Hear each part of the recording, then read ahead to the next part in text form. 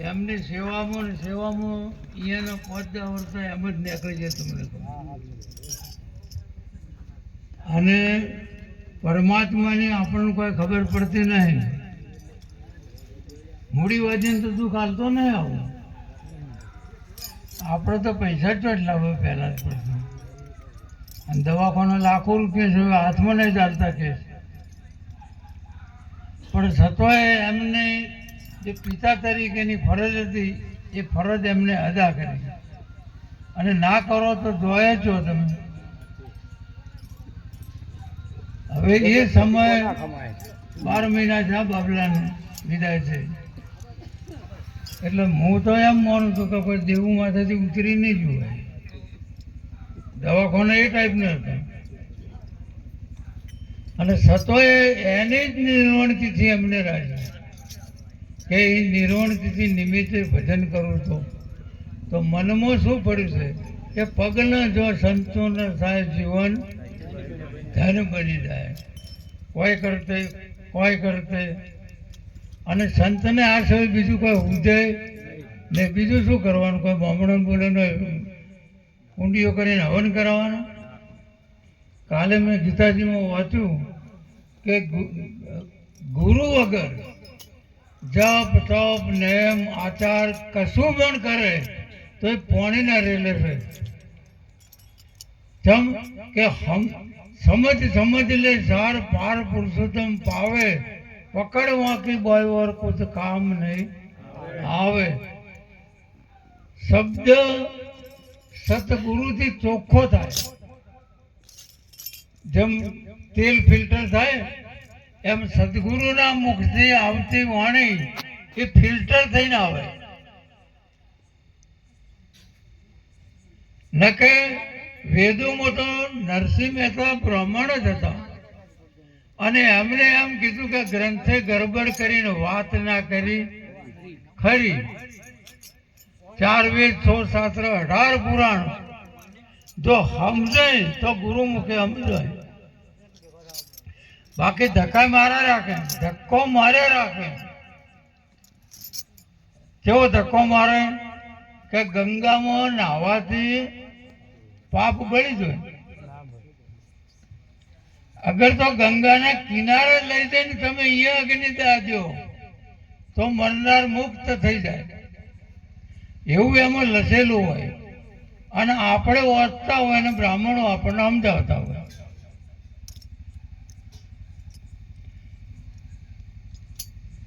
ભીષ્મ પિતામહ ગંગાના પુત્ર હતા.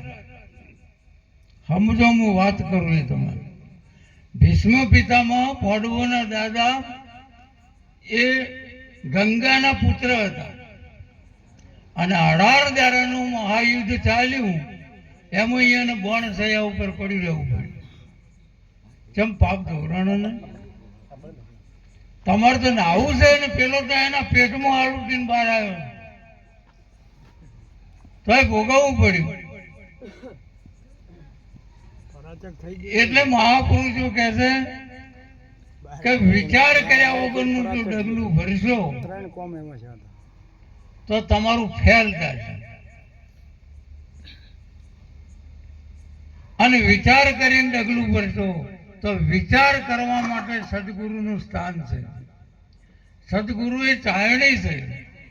એટલે તમે બાજરીને કે ઘઉંને ચાળો ને એટલે માલ મોય રહે ને કોકરા બહાર કાઢે. એમાં જગતનું વિભાજન કરી અને સદગુરુ મહારાજે આપણને જે સત્ય વસ્તુ હતી એ બતાવી. હવે આપણને નક્કી થતું નથી. બધા એમ કે છે કે બોલે નર બીજો નહીં ને છે પરમાત્મા પોતે. આ બોલે છે એ પરમાત્મા છે એવું સંતોનું કહેવાનું થાય છે. બરાબર? તો હવે જો બોલતો જ હોય પરમાત્મા તો આપણે ઓળખવાની વાર કેટલી? ગુરુભાઈ તો એટલી જ કે તો ગુરુ એવું શું કરે કે પરમાત્મા બતાવે?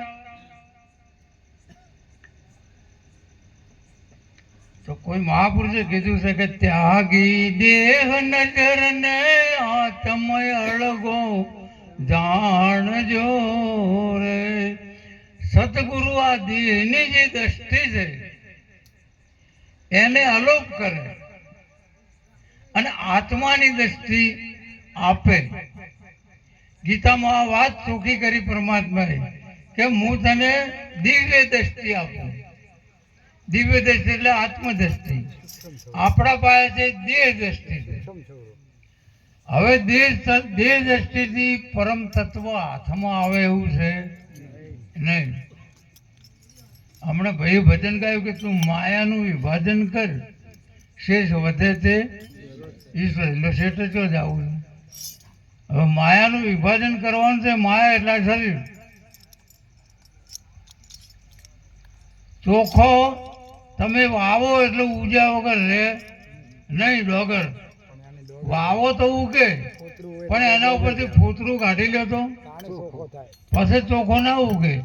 એમ મહાપુરુષો કીધું કે આ દેહ એક ફોતરું છે. આ ફોતરું જો કાઢી લેવો તો પછી જન્મ મરણ રહેતું નથી. પછી તમે તો કાઢી લ્યો. બંધ કરો.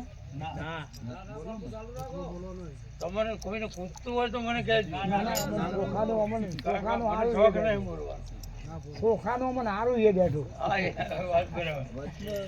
એટલે ચોખ્ખો ઉગતો નથી. પછી એના ઉપરથી ફોતરું ઉખાડી દઉં તો પછી ઉગતો નથી. એમ આના ઉપર આ દેહ ફોતરું છે અને આત્મા એ અમર તત્વ છે. હવે આ ફોતરું જો સુધી ના ઉગે, પંચીકરણમાં રામબાબા કીધું છે કે જન્મ મરણ એ દેહનો ધર્મ, આત્માનો નહીં. એટલે જે જન્મ મરણનો ધર્મ છે દેહનો છે, અને દેહ ને આત્મા આમાં ભેગું છે. ભેગું બોલાય છે કે હું છું, હું છું, હું છું એવું. બરાબર. હવે સંત સિવાય આર્યું જુદું પડે એવું નહીં. કો તો મરી જો એ દાડો જુદું પડે. પેલો જતો રહ્યો એટલે હવે કે આને શું કરો કે આને મોહાણી એમ લઈ દો. આ તો આત્મા તો હવે તો જાય એવો હતો ને, એટલે શરીરને લઈ જઈને શમશાનમાં કૂટી બાળ્યું કે દાટી દીધું. અને મુક્ત હતો એ તો મુક્ત ને મુક્ત રહ્યો. હવે એ દેહને મહાપુરુષો ઉપદેશ કરતા નથી. સદગુરુના ચરણોમાં ખરેખર જો આત્મવર્તી લઈને જો તો જો મંદિરમાં જો ને જોડો 12 પગથિયામાં કાઢો, એમ ગુરુ મહારાજ કહે છે આ કર્મના બંધન વાળું ચોબડાનું શરીર મારે જોઈતું નથી. તું એને દરવાજામાં મૂકી નાય. એટલે તમારે આ એની યુક્તિ કરી ગુરુએ કે તન મન ધન તું ભાઈ બાદ કર. એટલે તન મન ધન જયારે ગુરુને હાલે ત્યારે પોતે જે નિરાધાર પદ છે એના આધારે એ જે ઊભો રહે. અને એને ગીતાએ કીધું કે અરે બળતોય નથી કે જન્મતોય નથી કે કશું નહીં. મહાપુરુષે કીધું કે એને ઓળખો તો ભજન કરવાની મજા આવે. અને એ પદ ઉપર ઊભા રહીને જો બોલો તોય પણ મોજ આવે. હવે પદ પકડાતું ના હોય, એ પદ હાથમાં ના આવતું હોય, એ પદ ઓળખાતું ના હોય તો પછી બોલવા માટે ફોફો મારવો પડે, બીજું કોઈ હોય નહીં. એટલે પ્રીતમ સાહેબે કીધું કે જ્ઞાન હીણા ગુરુ નવ કીજીએ, ઓજણી ગાય દોએ સુરે થાય સમાગમ સંતનો. જે તત્વવેતા પુરુષ નથી, અધિકારો તો તારે બધા હલે છે ને બધા ગુરુએ છે, પણ જે તત્વવેતા પુરુષ નથી કે જેને ચિરણ કરતે જ નથી આવડતું, એ સેવકના મનનું સમાધાન કરી શકતો નથી. સેવક એમ કે ગુરુ મહારાજ હું અહીં ફલાણા કામ જોતો, પેલા મહાપુરુષ એમ કહેતા હતા કે હાથ મારો છે. તો હાથ મારો છે એમ કહેનારો કોણ છે મને ઓળખાવો ને જરા. એટલે પેલાને પાકતું ના હોય શું કે એટલે એ તો બધા ખૂટ્યા કરે, આપણે ભજન કરવાનું છે. અરે પણ ચોખ્ખી વાત થાય છે કે હાથ મારો છે. હું હાથ છું એમ કોઈ કહે છે? હાથ મારો છે, શરીર મારું છે, પગ મારા છે, હાથ મારા છે, અત્યારે હું કોણ છું? આ વાત આવે જ નહીં આવતી કે હું કોણ છું? સંતો અને શાસ્ત્રો એમ કહે છે કે હું કોણ છે એને તમે ઓળખો. બોલે છે જે બોલી રહ્યો છે એને તમે ઓળખો. બરાબર? ઓમાંથી બોલતો હોય કે બહારથી બોલતો હોય, પણ જ્યાં સુધી બોલે પુરુષ હાથમાં નહીં આવે, કારણ કે તત્વજ્ઞાનનો પતિ એ છે, જ્ઞાનનો માલિક એ છે, અને એના સિવાય બોલતે આવડશે નહીં. આડાવડું બોલશો બધું ઘણું એ, પણ મૂળ વસ્તુ ઉપર જાશો. તમને કોઈ એમ પૂછે, પૂછવાની ક્યાં વાત છે? ગીતા એમ કે છે ઘણું અણુમાં ભગવાન છે. બોલો, આપણા હાથમાં કોઈ જણ આવ્યા? હાથું કહેવાનું. પરમાત્મા અણુ અણુમાં હોય તો આ લેબડાના પોદડામાં હોવો જોઈએ. આપણા હાથમાં આવ્યો નથી. ગીતા જૂઠી કે આપણે જૂઠા? બેમાંથી એક પ્રશ્ન ઊભો કરવો પડે ને, કે જૂઠું શાસ્ત્ર છે કે જૂઠો હું છું? અને અણુ અણુમાં હોય તો મને ભણાતો કેમ નથી? શું પડદો શું રહ્યો આડું? હમણાં મહારાજે ભજન ગાયું કે મન ખાજે હું ટોણું રે એ વાલી તારું જાય છે રે. બોલો, પછી ત્યારે ઓળખજો. 40 ઉપર તો આપણે બધા નહીં નીકળી જાય. હવે લોબો કોઈ વાયદો છે નહીં, હાઈટ ફાઈટ પતી જાય તો પછી હવે ઓળખવા માટે વાયદો કેટલા દાડોનો હોય. અને કોઈ સદગુરુ મહારાજ કોઈ બસકું લઈ નહીં લેતા. આપણું બોલવામાં આવે કે તન મન ધન ગુરુને, તો બધાય કહો શંકરના મંદિરમાં જો નહીં કહેતા, તન મન ધન સબ કુછ તેરા સ્વામી, સબ કુછ તેરા, તેરા તુજે કોઈ અર્પણ. કોઈને તરવારથી માથું કાપીને વેચ્યું શંકરને નારિયેળ મેલીને આવતા રહે. એટલે અરે જીવડો ભાગી રે ગમે ના સંતોની વાણી, એને અમે બોલાય ગમતું નથી કે આ તો કુરબાન કરાવે છે. મુસલમાનોને કુરબાની આવી છે, આપણે પણ કુરબાની છે. આપણને ખબર નહીં પડતી તો આપણે કુકરણ બકરા મારે છે. મુસલમાનોને ખબર નહીં પડતી તો એ કુકરણ બકરા મારે છે. હવે પેલો કહે છે કે અલ્લાહ કો પ્યારી હે કુરબાની, પણ કની તારી?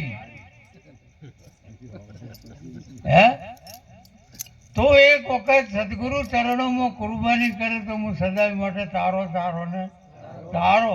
પણ એ તો એના હાથે બીજાને ખોળે છે. એટલે બીજાનો ભોગ હાલવાથી તમારું શું કલ્યાણ થાય? ભાઈ હું એમ કહું કે ભાઈ મારા હાથાનું તેજારામ બોલશે ચાલે ખરું? તાર રોટલા ખાવા મહેમાનોને બોલાવ્યા અને એક જણા એમ કહે કે મહારાજ પૂનમ છે, કદાચ મારા હાથાનું કાઢશે તો ફલોણા ભેગાથી ચાલશે. ભજન બીજાના હાથે ચાલતું નથી. અને પોતાના તમારા ગુરુ ગમે એટલા પાવરો ફૂલ હોય, તમારું શું?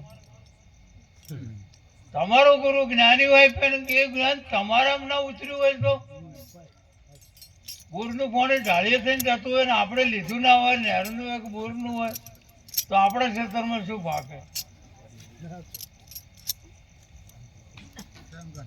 આવડે છો શાસ્ત્રોની વાતો છે સાચી, પણ આવડે આપણને ચો પકડવાની છે. એક શ્લોક મેચીને તમારા આગળ રજૂઆત કરું કે શાસ્ત્રો એમ કે છે કે અન્ય ક્ષેત્રે કૃતમ પાપમ વજ્ર લેપો ભવિષ્યથી, અન્ય ક્ષેત્રે કૃતમ પાપમ તીર્થ ક્ષેત્રે વિનયસ્થિતિ, અને તીર્થ ક્ષેત્રે કૃતમ પાપમ વજ્ર લેપો ભવિષ્યથી. આ શાસ્ત્રે કીધું. અર્થ એનો શું થાય કે અન્ય ક્ષેત્રે કોઈ પાપ કર્યું હોય તો મોણા અવતારમાં એ પાપ નાશ થઈ જાય. બહુ સમજવા જેવી વાત છે કે બીજા કોઈ ક્ષેત્રમાં તમે પાપ કર્યું હોય, તમે વાઘ થયા હોય, મનાડી થયા હોય, કૂતરો થયા હોય, આ બધા ક્ષેત્રોમાં તમે પાપ કર્યું હોય તો મનુષ્ય ક્ષેત્રમાં એ નાશ પામે. અનક્ષેત્રે કૃતમ પાપમ તીર્થ ક્ષેત્રે વિનયસ્યતિ, અને તીર્થ ક્ષેત્રે કૃતમ પાપમ, અને તમે તીર્થમાં જો લક્ઝરીમાં બેસીને અને અહીંયા જઈને કોઈ પાપ કરો, સૌથી વધારે પાપ તીર્થ ક્ષેત્રોમાં થાય. તમને કહું, બધા જ પ્રકારનો પાપ તીર્થ ક્ષેત્રોમાં થાય. કારણ કે ગામથી 500-1000 કિલોમીટર બેઠા હોય, કોણ તમને જોવા આવે કે તમે શું કરો છો? તીર્થ ક્ષેત્રે કૃતમ પાપમ વજ્ર લેપો ભવિષ્યથી, એટલે કે તીર્થમાં જઈને તમે કોઈ પાપ કર્યું હોય તો તમારું શરીર છૂટે તો બધી મટશે નહીં. આવું શાસ્ત્રનું કહેવાનો ને એનો અર્થ આવો થાય. હવે એમાં સંતો ઊંડા ઉતર્યા ને કે આપણે તો દોડવા મળ્યા કે તીરથ કરો એટલે પાપ ગમે એટલા બુકડિયા ગમગામ નાચે એટલે મટી જાય બધું. આવું નક્કી થયું છે. આવું ગમે એટલું પાપ કરો તો તમારે તીરથમાં જાશો ને ગંગામ નાચો એટલે મટી જશે. સંતોએ એમાં જુદો અર્થ કર્યો. સંતોનું કહેવું શું થાય છે કે અન્ન ક્ષેત્ર, અન્ન ક્ષેત્ર એટલે બીજું શરીર. ક્ષેત્રનો અર્થ શું થાય? શરીર. ગીતા અધ્યાય 13 કીધું અર્જુન આ શરીર ક્ષેત્ર છે ને હું શરીરને જાણવા વાળો ક્ષેત્રજ્ઞ છું. એટલે ક્ષેત્ર અને ક્ષેત્રજ્ઞનું આ બે ભેગું બાટલું ચાલે એની વાત કરે છે કે અન્ય ક્ષેત્રોમાં એટલે બીજા બધા શરીરોમાં રહીને તમે પાપ કર્યું છે તો માણસ અવતારમાં એનો નાશ થઈ જાય. હે કે માણસ અવતારમાં નાશ થશે, પણ માણસ અવતારમાં તો ગંગા નાયા ગુમતી નાયા નાશ થતો નથી. જાણે કે મનુષ્ય અવતારમાં નાશ થાય. એટલે માણસ માને કુંખે જન્મે અને મનુષ્ય સદગુરુને કુંખે જન્મે.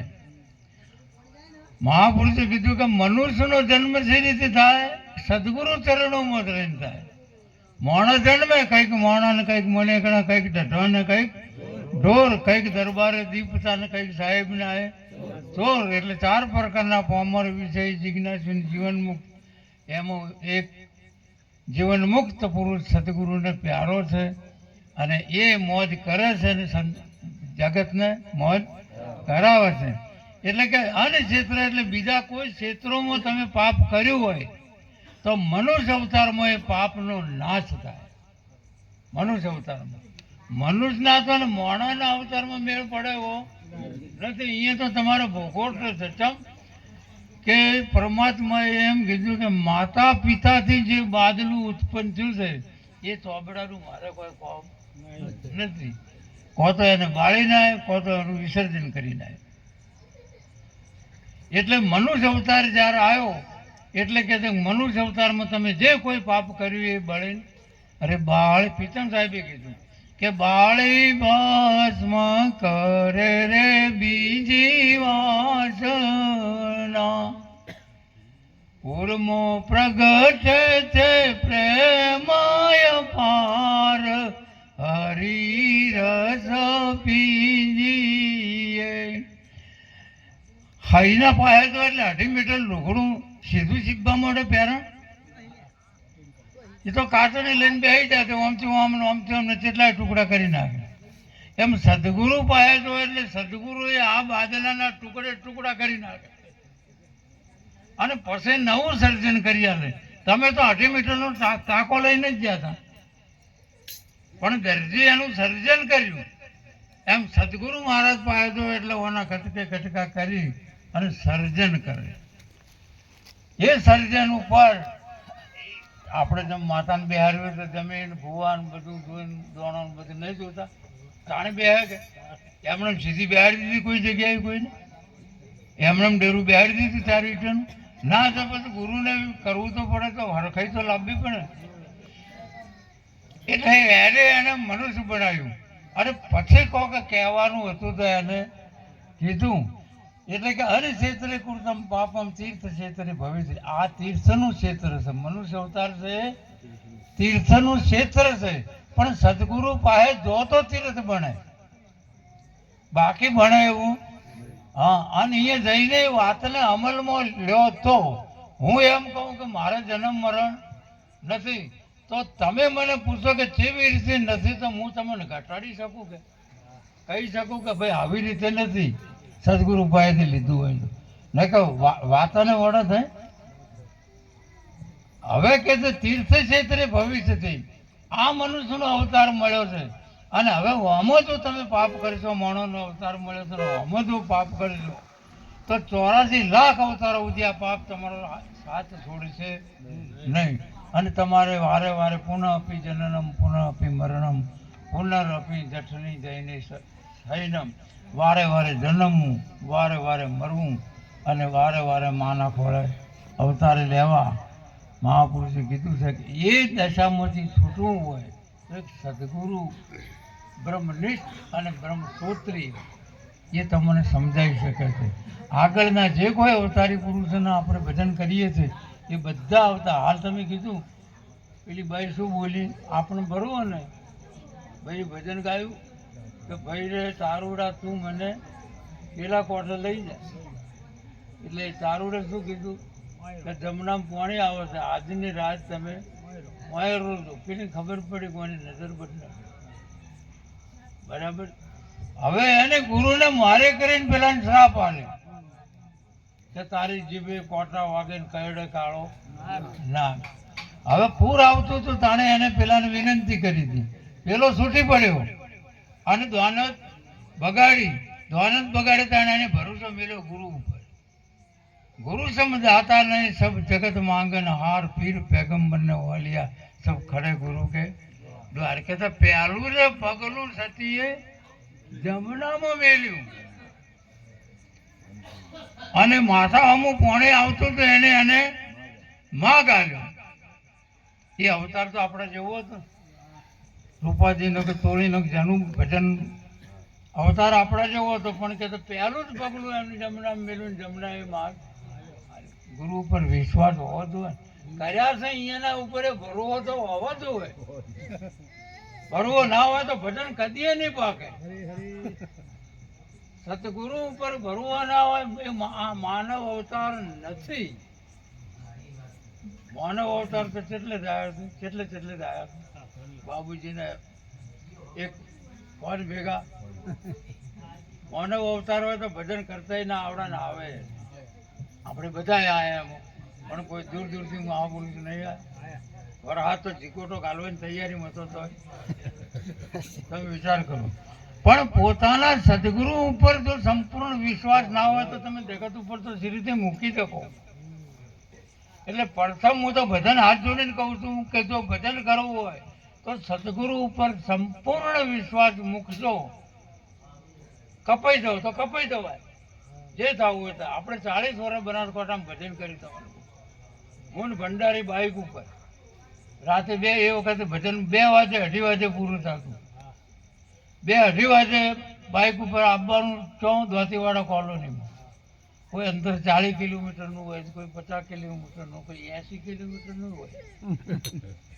પણ એ વિશ્વાસ નથી. રસ્તામાં કોઈ દાડો ચોર મળ્યા નથી, દારૂડિયા મળ્યા કે નથી કોઈ હરમી હલારી મળ્યા. કેમ કે તમે એને ભરોસે પગલું, એને પગલું કના ભરોસે મેલ્યું, અને શરાપે કના ભરોસે આવ્યો? ગુરુના ભરોસે. કે હું તારી ભક્તિ કરું છું તો રોકપણું તો હોવું જોવે નહીં. અને કાર્ય કારણ બે બન્યા. પેલો મરી ગયો, પાપ કાઢ્યો છે, લમણો વાળીને જોયું તો પેલો તણાતો જાય. આ એક ભક્તિના માર્ગમાં મુદ્દો છે વિશ્વાસનો. અને આપણા સંતોએ કીધું બધાને કે ગુરુને મોને માનવીને વર્તે દે વ્યવહાર. પ્રીતમ સાહેબ કહે પ્રીતમ તે પ્રાણીઓ ભૂત થઈને સર્જે આ સંસાર. જો ગુરુ ઉપર કરી દીધા તો પછી ભરવો પૂરો રાખવો પડે. આ ભાઈઓનું જીવન જુઓ, હગાઈ આપણે કરી, લગ્ન આપણે કર્યા, અને હારે જવાનો વારો એને આવ્યો. વારો આવ્યો એટલું નહીં, આખી જિંદગી કાઢવી પડી. તમારી આબરૂને રાખવા બદલે એને દુઃખ કે સુખ, ભજન તો સુખ હોતો નહીં. વચન તો શું વાત નહીં, પણ પાછું દુઃખ વેઠીને માવિતરની આબરૂ હાથવા એ પડી રહે એમ કદાચ ગુરુ જે આવી ગયા હાથમાં એ, પણ પછી ભગવાન માનીને એને સહારે તમારે રહેવું પડે. જો જ્ઞાન તમારે જોઈતું હોય તો માર્કેટમાંથી મળી રહેશે. ઘણા સંતો અમારા જેવા ફરતા હોય નિવૃત્ત થયેલા, બોલાવો બે ઘડી, પણ ગુરુ બદલે નહીં. ગુરુના પાસેથી તમને આ વસ્તુ, કારણ કે સંપ્રદાયોનો બધાનો ધ્યેય જુદો જુદો છે, બરાબર છે. હા, કોઈ કોઈને સમરે, કોઈ કોઈને સમરે, કોઈ બીજાને સમરે, કોઈ ત્રીજાને સમરે, એમ મંત્રો આવતા હોય, કોઈ ગમે તે હાલતા હોય. કારણ કે કેમ હાલવું પડે છે? આ જીવ જીવો કોઈ લાલચુ માણસ નહીં. જીવ એટલો લાલચુ છે કે ઘાટ આવે તો ભગવાનને છોડી દે, પણ તમારો આવી જાય તો કાલ 500,000 રૂપિયા ઉછીને આલો. આટલો તો જીવ લાલચુ છે, એટલે એને પરમાત્માનું ભજન કરવામાં પહેલી લાલચ નડે, બરાબર. અને લાલચને છોડી દે. હું એટલું જ કહું છું કે તમે ગુરુને આલ્યું છે, ખેતર તમે ભાજીયાને આલ્યું છે, તો ભાજીયા નહીં વાવે તો પછી તમે શું કરો ઓટા મારો? આ તો એક વાત છે, જવું જરૂરી છે, પણ ખોટા ઓટા છે. તો તમે સદગુરુને અર્પણ કર્યું છે, તન મન ધન સબ કુછ હૈ તેરા, તેરા તુજકો અર્પણ. હવે તારું છે ને તને આલ્યું છે, તો બોલો આપણું જીવન એના આધારે છે. તમે જે કરો એ. એક વાત કરું, હું પછી બેસી છું, તમને એક દર્શન કરું. આગે એક ભજનમાં લખ્યું છે કે કાચા પાકા વનફળ તાજા લક્ષ્મણજી લઈ આવે. વનમાં હતા તારે કે કાચા પાકા વનફળ તાજા લક્ષ્મણજી લઈ આવે. ગુણ ભરતના સોભરી આવે તો રોમના આત્મને અખડાવે. રામચંદ્ર ખાવા બેન તારે રોઈ છે, ભરત વાપરે એટલે રોઈ છે. કાયમી ને આ પરિસ્થિતિ. લક્ષ્મણને મનમાં શું કે મારું બેટું વેઠ તો બધી હું કરું હોય. વનમાં આવ્યા તારની લાવવું મેલું, હા ના, કાપીને સોલીને ખવડાવ, કોઈ હળાવાળું એ જ આવું જોવે નહીં. અને આ ભરતને ભૂલતા નથી. આ તો એક વિચાર કરવાની વાત છે. આ ભરતને ભૂલતા નહીં. રોજ બપોરે વાજે રોવા જ બેન સીધા. એટલે કે એટલું બધું તમને ભરતમાં શું મોઈ ગયા તમે, કે શું તમારે ભરત યાદ આવે છે કે હું હોમી સાથે બેઠો છું, તમે મને ગણતા નથી. તારે રામચંદ્ર જે ઉત્તર આલ્યો ને એટલે તો બાપુ હજુ આપણે પહોંચ્યા નહીં. રામે એમ કીધું કે લક્ષ્મણ, તું તો મારા પાયે છે અને મારી નજરના હોમે છે ને આ સગુણ અવતારનું તું ભજન કરે છે. પેલો તો મારા ખાડા પૂજે છે. એને હું પાછો આજ આવ્યો કે એવું કોઈ છે નહીં, પણ સવારથી હોજ સુધી મારા ખાહડો પૂછે. તો પછી મને એ ના વાપરે? તારા કરતા વધારે વાપરે. તો હવે આપણે હું એક દર્શન કહું તમને, આનું ને આનું ખાહડો.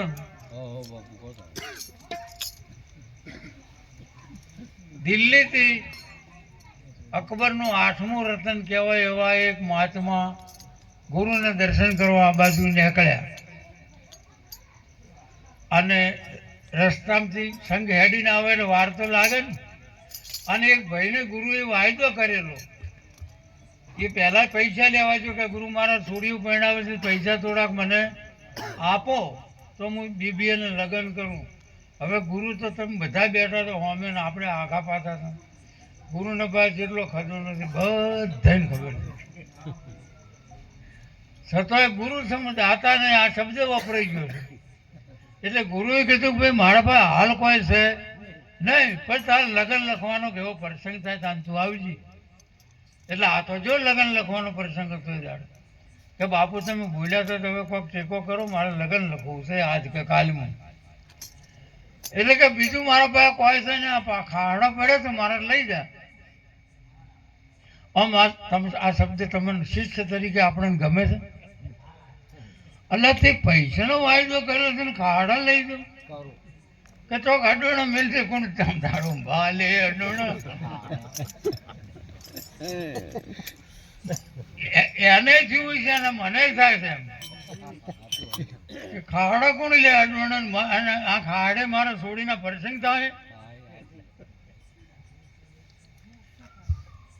પણ ગુરુ આગળ વિવેકને કારણે બોલીએ કે નહીં પ્રભુ અને ખાડા ઠેલા મેલીને હેડ્યો પણ મનમાં દુખી દુખીને દુખી હવે આ પેલું દર્શન ચાલુ કરવું કે ત્યાંથી નીકળ્યો પેલો ગુરુને દર્શન કરવા એ આના જ ગુરુ હતા 10 ગાડા ધન ભર્યું હોય 10 થી 15 ગાડા હીરા ઝવેરાત ને બાદશાહનો છે વખત અહીંયા નોકરી કરતો અને આ બાજુ ગુરુને મળવા આવતો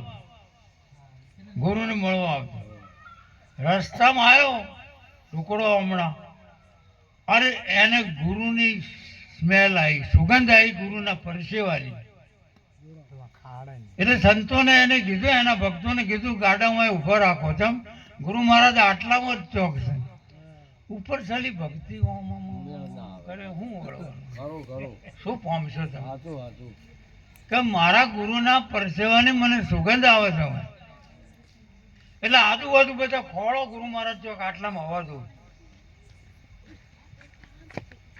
આ જેટલી પ્યાસ અને જેટલું મિલન હશે એટલે એને ગાડા ઉભા રખાયા અને તપાસ કરી ઉગમણી આથમણી ઉત્તર ને દક્ષિણમાં એટલે આ હતા દક્ષિણમાં પવન આવતો હતો ઉત્તરમાં એટલે ઉત્તરમાં જ્યાં એટલે એક સંઘ પેલો ભાઈ ઠેલી લઈને જાતો તો ખાડે નહીં એટલે એને આ સિપાહી ઉભો રાખ્યો કે ભાઈ ઉભો રહે આમાં શું છે કે મારા ગુરુની પાદુકાઓ છે હા પેલાને ખબર પડી છે કે આર્યો એક બીજો ખાડા લઈને જાતો કે હેડ અમારા બાદશાહ પેલો આવે હું લાવ્યો એને કીધું ભાઈ ચોથી આવે છે એટલે એને નોમ ઠોમ સરનામું માર્યું કે એ તો મારા ગુરુ છે હે કે એ તો મારા ગુરુ છે તાર ઠેલીમાં શું છે એ ગુરુને ખાડા છે તું ચમ લઈને આવ્યો ને કે છોડીના વિવાહ છે તો ગુરુએ આલ્યા છે કે વેચીને તું લગ્ન કરજે તો કેવું મને આલી દે ખાડા ગુરુની પાદુકાઓ તો મને આલી દે અને કેટલા પૈસા લેવા તાર આધા ગાડા ભરે લઈ જા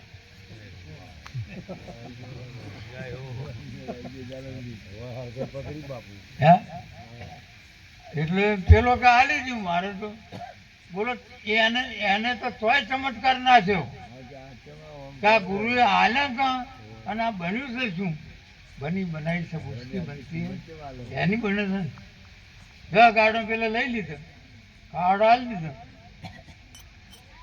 પેલો વળ્યો પાછો એનું તો પેલા તો ગુરુ પાસે આવવાનું હતું જૈન ગુરુને પાદુકાઓ પેલી ચરણો મેલી કે પાછી જેમ લાવ્યો કે મારો ગુરુ ઉઘાડો પગે ફરે આ તો મને નથી પોગાતું આપણે તો બોલો કોઈ જાડો બંડીએ ગુરુ પેલે લઈને ગયા ને હે કાળન તો વાત મેળો ગુરુના માટે કશું નહીં લઈ જવાનું ગુરુ તો ફર્યા કરશે અને એ આપણે બધાને પૂરું કરે હવે જયારે ગુરુ મહારાજ ને એમ થયું પેલાને તો પડસો થઈ ગયો અને ગુરુને એમ થયું કે 10 ગાડા અને આ મારા જોડમ તો કઈ ભલેવા નહીં